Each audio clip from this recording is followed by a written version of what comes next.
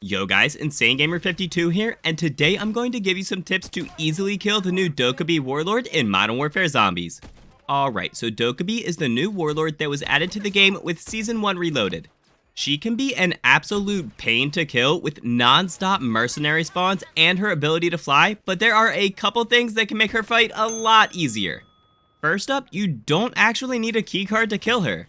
So Dokkaebi is located at this skyscraper in D7 where you see this fortress icon in Zaravan City. Normally, you would start this process off by getting a mercenary stronghold keycard either from a mercenary camp or for 2000 essence at a buy station. Then you would get a fortress keycard, which you get by drilling the safe inside of any mercenary stronghold. Next, you would go to the bottom of the skyscraper and take out this wheelson, which is extremely easy with thermite grenades. And finally, you would head up one of these elevators all the way up to the top of the building. This is where you would use a fortress keycard to access the rooftop and work your way through a maze of walls to fight her. Well, it turns out that you can access that maze on the rooftop without needing a keycard. To do this, you need to head to this building to the northwest of the fortress in D6 in Zaravan City. On the west side of it is a zipline that would take you all the way up to the rooftop. When you get up here, run to the other side of it, and there's another zipline that takes you straight into the fortress. You will still need to fight your way through the maze, which is where the next tip comes in. The absolute easiest way to navigate through here and skip a majority of the mercenaries is to use a Scorcher. This unique wonder weapon lets you blast up into the air by using its secondary fire with your aim down sight button. The great thing about this is that it lets you parachute anywhere you want, including right next to Dokkaebi. She will always start right here on the west side of the fortress. If you parachute up on top of this roof right here, you will be able to shoot her without much trouble. Just make sure to take out these sentry guns first, since they can still shoot you when you're not prone. I will say that the XRK Sniper rifle is an absolute monster for this.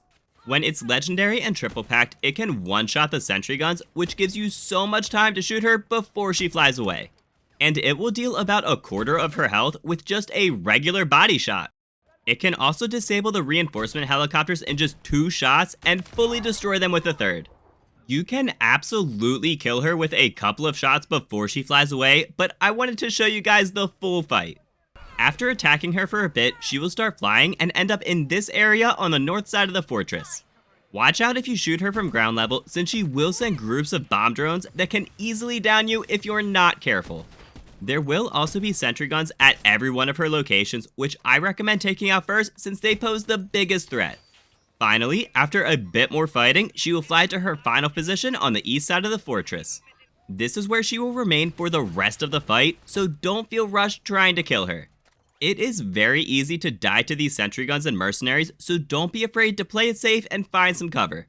If you ever need to armor up, there are plenty of supply caches and duffel bags that have a good chance of having armor plates. Again, to show off how good the XRK Stalker is, a single headshot was able to kill her with most of her health when it was only legendary with no pack-a-punch. When you kill Dokkaebi, she will drop a self-revive and a reward portal will spawn. This reward portal will always spawn at her third location, regardless of where you killed her. Inside of it, you will get a mediator blueprint and some other rewards. These rewards are completely random.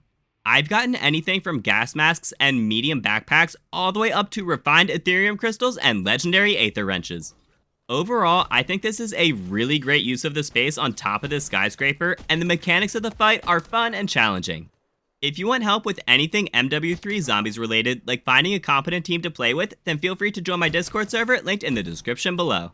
I also stream Modern Warfare 3 zombies with viewers multiple times a week, so feel free to pop in one of the stream chats if you want to play together.